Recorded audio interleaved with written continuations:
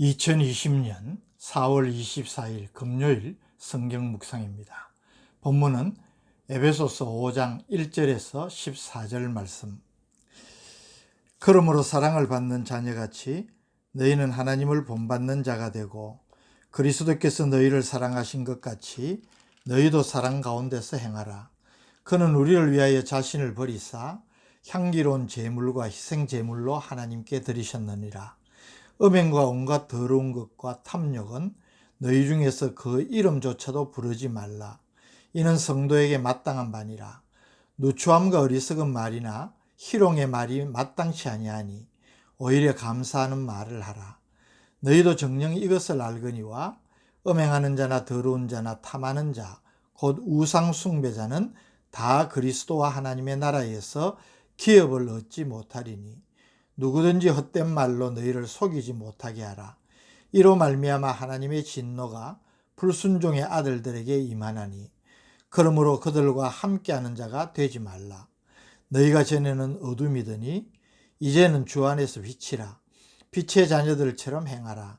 빛의 열매는 모든 착함과 의로움과 진실함에 있느니라. 주를 기쁘시게 할 것이 무엇인가 시험하여 보라. 너희는 열매 없는 어둠의 일에 참여하지 말고 도리어 책망하라. 그들이 은밀히 행하는 것들은 말하기도 부끄러운 것들이라. 그러나 책망을 받는 모든 것은 빛으로 말미암아 드러나나니 드러나는 것마다 빛이니라. 그러므로 이르시기를 잠자는 자여 깨어서 죽은 자들 가운데서 일어나라. 그리스도께서 너희에게 비추이시리라 하셨느니라. 아멘.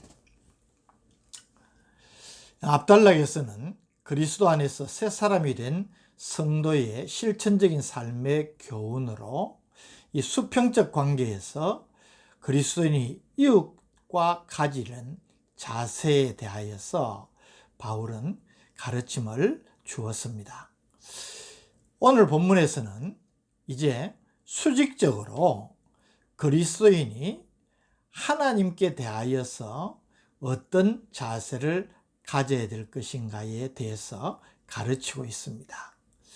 먼저 주목할 것은 사도 바울이 너희는 하나님을 본받는 자가 되라 라고 권면한 사실입니다. 1절 그러므로 사랑을 받는 자녀같이 너희는 하나님을 본받는 자가 되고, 오늘 본문 말씀이 우리 성도가 하나님과의 관계에 있어서 늘 주의하고 또 행해야 될 교훈인 점을 생각을 하면 너희는 하나님을 본받는 자가 되라는 이것은 본문 전체 교훈의 대전제가 되는 셈입니다. 우리 그리스도인 혹은 성도가 복된 존재임이 무엇으로 증명됩니까? 그것은 우리가 하나님의 자녀가 되었다는 사실입니다. 그래서 사랑을 받는 자녀같이 너희는 하나님을 본받는 자가 되라. 그렇게 말씀을 하는 것입니다. 여기 본받는 자는 모방하는 사람, 즉 흉내를 내는 사람이란 뜻을 가진 단어입니다. 마치 어린 아이들이 그 부모가 하는 것을 따라하지 않습니까? 부모가 하는 것을 모방하듯 하나님의 자녀들인 성도들은 하나님 아버지를 본받는 자가 되어야 한다는 말입니다. 그럼 구체적으로 우리 성도가 하나님을 본받는 자로서 어떤 삶을 살아야 하는 것입니까? 오늘 본문에 하면 무엇보다도 우리가 사랑의 사람이 되어서 사랑 가운데서 행해야 할 것을 강조하고 있습니다. 2절 그리스도께서 너희를 사랑하신 것 같이 너희도 사랑 가운데서 행하라. 그는 우리를 위하여 자신을 버리사 향기로운 제물과 희생 제물로 하나님께 드리셨느니라. 하나님은 사랑이십니다. 하나님은 우리의 구원을 위해 독생자이신 예수 그리스도도 십자가에 내어주시기까지 하셔서 얼마나 우리를 사랑하시는지를 보여주신 분이십니다. 복음 중에 복음이라 할 수 있는 요한복음 3장 16절이 이것을 우리에게 증거하지 않습니까? 하나님이 세상을 이처럼 사랑하사 독생자를 주셨으니 이는 그를 믿는 자마다 멸망하지 않고 영생을 얻게 하려 하심이라. 하나님이 세상을 이처럼 사랑하사라는 말은 최상급의 사랑을 가르치는 것입니다. 독생자도 아끼지 아니하신 사랑을 우리가 받았다는 것입니다. 요한일서 4장 16절, 하나님이 우리를 사랑하시는 사랑을 우리가 알고 믿었노니 하나님은 사랑이시라.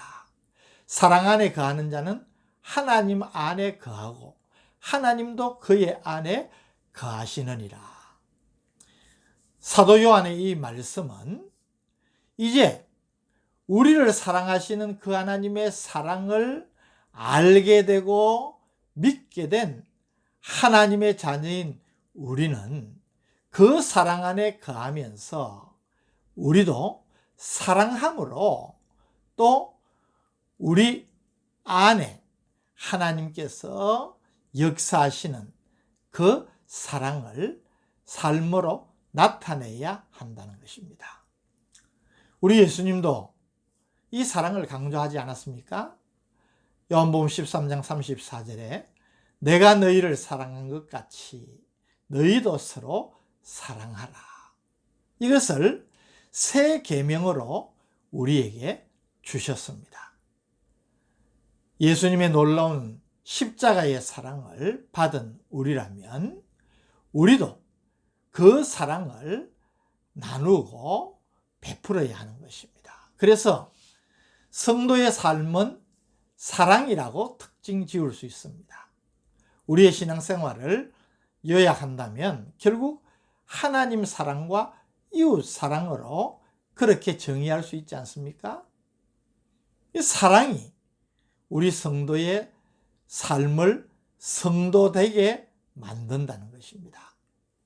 또 사랑 가운데서 행하라. 이 행하라는 단어도 주목할 필요가 있는데요. 이 행하라는 단어는 현재 진행형입니다. 계속해서 반복한다는 뜻입니다. 한 번쯤 아니면 서너 번쯤 사랑을 행하는 것이 아니라 계속해서 우리가 호흡하는 동안에는 계속해서 사랑을 실천해야 됨을 우리에게 가르치는 것입니다. 그래서 성도는 그리스도의 사랑을 본받아 그 사랑을 삶에서 실천함으로 우리가 하나님의 자녀임을 세상에 증거해야 될 사명이 있는 것입니다. 요한복음 3장 16절과 대조가 되는 요한일서 3장 16절을 우리가 기억하고 있습니다. 그가 우리를 위하여 목숨을 버리셨으니 우리가 이로써 사랑을 나누고 우리도 형제를 위하여 목숨을 버리는 것이 마땅하니라. 사랑은 선택이 아닙니다. 사랑은 성도라면 누구나 가져야 될 삶의 필수적인 내용임을 잊지 마시기를 바랍니다. 그래서 사랑이야말로 우리 그리스도인의 배지다 라는 말을 우리가 늘 마음속에 두어야 합니다. 우리 성도는 하나님을 본받을 뿐만 아니라 성도에게 어울리지 않는 삶을 버려야 합니다. 성도를 가리켜서 앞달락에서 거듭 그리스도 안에서 새롭게 지으심을 받은 자 그렇게 정의하지 않았습니까? 그리고 하나님의 자녀가 되었으니 하나님을 본받는 자가 되라고 오늘 본문을 통하여서 강조를 합니다. 하나님을 본받을 수밖에 없는 하나님의 자녀라면 우리가 하나님에게서 볼 수 없는 것, 그래서 하나님의 자녀로서 행해서는 안 될 그런 삶의 내용들을 우리 삶에서 제거해 나가야 된다는 것입니다. 3절이 그것을 보여줍니다. 음행과 온갖 더러운 것과 탐욕은 너희 중에서 그 이름조차도 부르지 말라. 이는 성도에게 마땅한 바니라. 여기 음행과 온갖 더러운 것과 탐욕은 부도덕한 마음과 행동으로 볼 수 있습니다. 이름조차도 부르지 말라는 것은 무슨 말일까요? 성경에는 우상숭배를 음행으로 말하기도 했는데, 특별히 에베소는 헬라신들 가운데에 풍요의 여신 아데미를 숭배했습니다. 이 아데미 신에게 제사를 할 때에 아데미여 아데미여 신의 이름을 부르면서 광적이고 태폐적인 성적 향연이 따랐던 것입니다. 그래서 이제는 그리스도인이 되었으니 그런 이방신의 제전에 참여하지 말고 이름조차도 부르지 말라고 명령하신 것입니다. 사도 바울의 이 명령은 에베소 교회 성도들에게 너무나 적절한 교훈 아니겠습니까? 또한 성도는 언어 생활도 성도다워야 됩니다. 말까지도 하나님의 백성으로서 합당해야 된다는 것입니다. 4절, 누추함과 어리석은 말이나 희롱의 말이 마땅치 아니하니 오히려 감사하는 말을 하라. 천박한 말, 가치없이 쓸데없는 말, 상스러운 음담, 패설 등은 그 자체가 그리스도인의 품격과는 전혀 어울리지 않는 말입니다.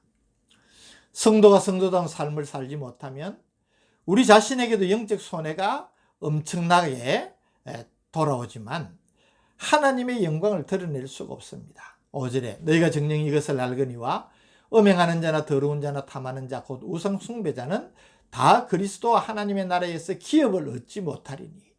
두려운 경고입니다. 그래서 우리 성도는 이 세상에서 세상 사람들과 함께 살지만 구별된 존재임을 늘 의식해야 되는 것입니다. 그래서 오늘 결론적인 교훈으로 우리에게 빛의 자녀들처럼 행하라, 그렇게 명하고 있습니다. 8절, 너희가 전에는 어두움이더니 이제는 주 안에서 빛이라. 빛의 자녀들처럼 행하라. 저는 이 말씀 속에서 굉장히 우리를 격려하시는, 또 용기를 주시는 주님의 마음을 읽게 됩니다. 우리가 어떤 존재인지를 늘 확인하는 것은 참 중요합니다. 우리가 새벽기도 시간마다 우리 자신의 정체성을 확인하는 것 기억하시죠?